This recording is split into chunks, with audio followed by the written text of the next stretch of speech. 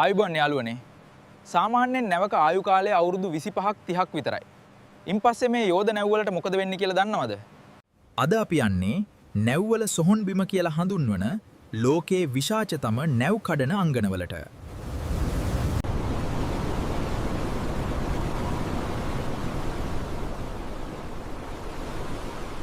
ඉන්දියාවේ ඇලන් සහ බංග්ලාදේශයේ චිතගොං වැනි වෙරළ තීරයන් තමයි මේ සඳහා ලෝකේම ප්‍රසිද්ධ.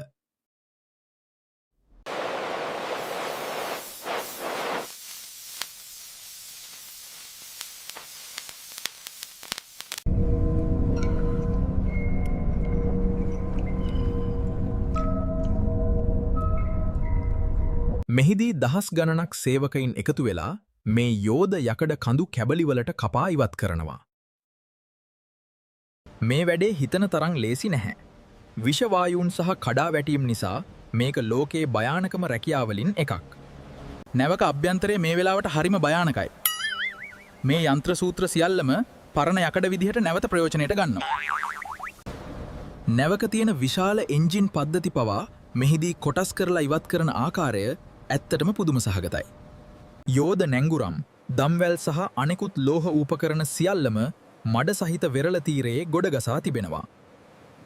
එදා අභිමානයෙන් නම ප්‍රදර්ශනය කරමිනේ මුහුදේ ගිය නැව්වල අද ඉතිරි වෙලා තියෙන්නේ දි รา පත් වුණු යකඩ විතරයි.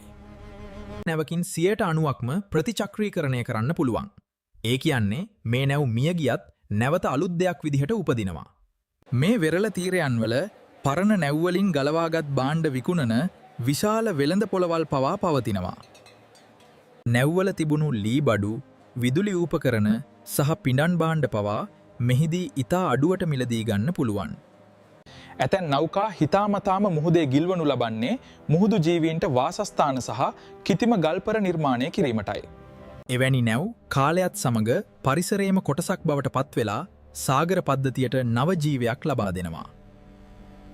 මේ වගේ තාක්ෂණික රහස් දැනගන්න Nature and Wheels EW අපිව subscribe කරන්න. ඔබ සමග මම ජානක මදුශාන්ත.